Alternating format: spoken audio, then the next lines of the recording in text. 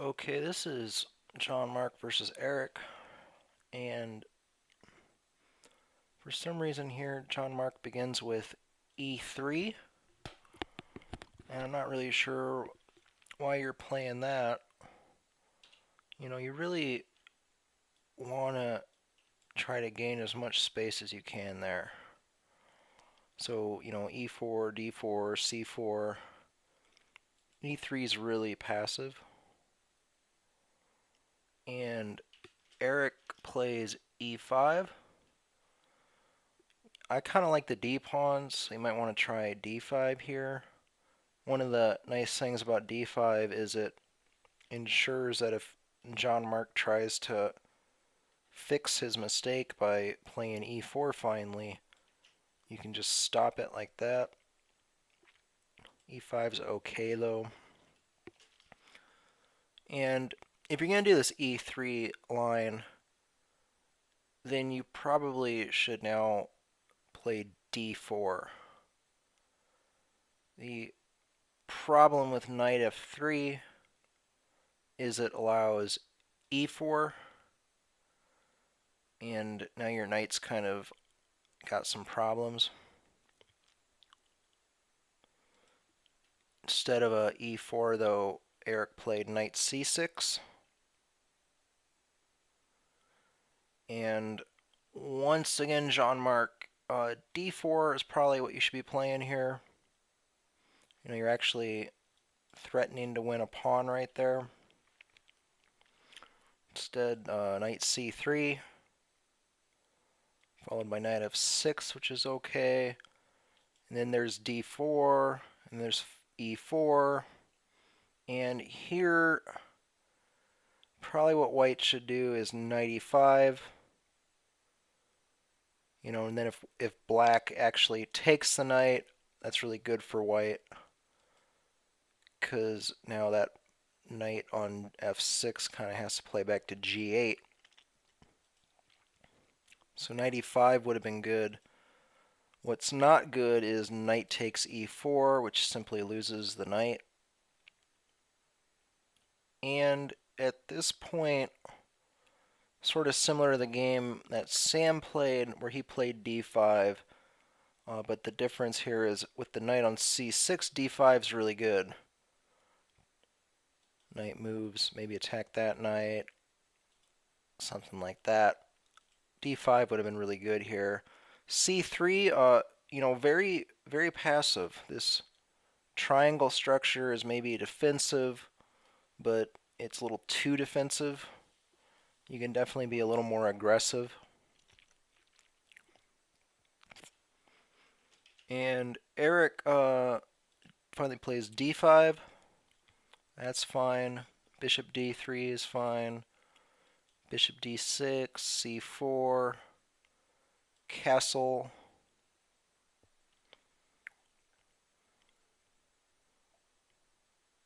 Notice here if pawn takes, you have bishop B4 check. Not that that was played. C4 castle. Oh yeah, it was played actually. Look at that. Bishop B4 check. And here, JonMarc, you really, you don't really want to play King F1 because then you can't castle. Knight D2 is a much better way to block that.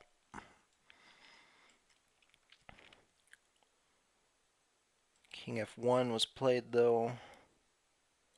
And now, Erick, all you really have to do is, take the pawn. And I think we're kind of seeing a theme in a lot of your games that there's a lot of stuff you can just capture. And so you really have to just discipline yourself to look at every single piece and say, can I capture that?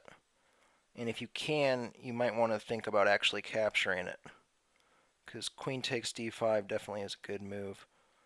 Knight e7, why? Why run away from the pawn when you can kill the pawn? See what I'm saying? Knight e7. And of course that loses now the knight too on e4. So I mean, what a difference that makes if you just take the pawn, you don't lose anything. Here you lost a whole knight. White's a little better here now. And once again, you can take the pawn. So that's probably the best move. Knight g6, it doesn't really do much. JonMarc played a3, which is good. Bishop d6. And here, JonMarc, you played queen d3. The problem with that is f5. And that bishop is trapped. So you probably should have played bishop d3, move your bishop to safety. And then if, Erick plays something like bishop e7 or something, you could follow up with like h4. And he might even take there. But after h5, that knight's got to play all the way back to h8. And the other kind of idea here with bishop d3 is you're also kind of supporting an advance to e4. But most importantly, you're preventing f5, trapping your bishop. Erick played b6 though. And now your bishop's kind of stuck there on e4. So you should probably just get rid of it. Bishop takes g6. If you play something like bishop d2, then once again black has f5. Although Erick played queen e7. And once again, bishop's trapped, so bishop takes g6 is probably the best move. But you played h4. And Erick, f5 is really good. f5, right like that, wins the bishop.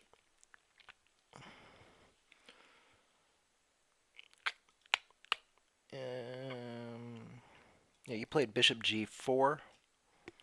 And now white keeps advancing with h5. Although, I mean, once again, that allows f5. You should, you could take the knight here on, wait, hold on. You could take that knight right there once again, but maybe even a little better is bishop f5, trading bishop for bishop, or making him trade his bishop for your knight, but certainly that prevents f5. Instead of f5, though, Erick played knight h4, which really loses pretty badly if white plays correctly. The best way to do this is bishop takes h7 check, wins a pawn, king h8, and then knight takes h4, and you're up a pawn and a knight right there. So bishop takes, king moves, knight takes h4. Instead, JonMarc took with the rook. And the problem with that is the queen is attacking the rook, and the knight's defending it, but the bishop's attacking the knight. So Erick correctly played bishop takes f3. And now once again, JonMarc, bishop takes h7 check is really good. King moves, and now you can move your rook back to safety. And he might pick up that d5 pawn, but you can play e4. And he might take your bishop, but then you take his bishop with check. King moves. Now you have h6, which is really good. Of course, he doesn't want to take because your rook will get in there. So you might play like g3, 6, and then you can slide rook e1 over. Really need to see that bishop takes h7 check idea. Definitely better than bishop takes f3, which loses the rook. Although white's position here is still slightly better. And now JonMarc played king e2. Might have been a little better to play g3, attacking his queen. But the idea with king e2, which Eric, you really should have seen, is that it's going to allow this rook to slide over. And that's certainly a good idea. Played a5. You know, this is another theme I'm seeing in a lot of your games, is these pawn moves that it's kind of like you don't know what to do, so you move a pawn. And that's, you know, not necessarily the best move. Like, what are you trying to accomplish with a5? I'm not really sure. It's not really doing very much. Maybe instead, got a few options here. f5, queen h2, queen g5. I like f5. f5 is still a good move. And it's a pawn move. So I guess, you know, in a way I'm contradicting myself, but this is a pawn move on the edge of the board in an area of the board where nothing's happening. Whereas f5 is a pawn move like in the center of the action. And you know, it's preventing e4, it's threatening to come up here and attack that, which could start to be a real threat if one of these rooks slides over. But this is over on, you know, this is some pawn move in a galaxy far, far away. Right here, good move, JonMarc, would have been e4. It opens up this bishop, and it also threatens, you know, if he plays queen e7 maybe, the point is though it threatens to then come up to e5. And so it really gives you this strong pawn center. It's like you just refuse to play e4 in this game. e4 though would have been really good. So he played queen e4. And queen h2 is alright. And now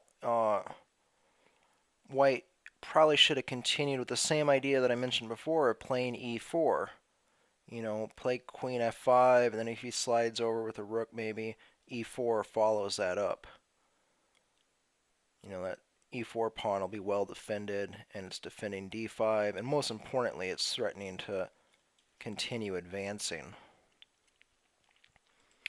What's not so good is h6, where black can just take the pawn. And here, JonMarc, the idea you eventually come up with, you really can start it right now. You can just play g3, and that bishop will let the rook come right there. Instead, you kind of waste a move here playing queen d3.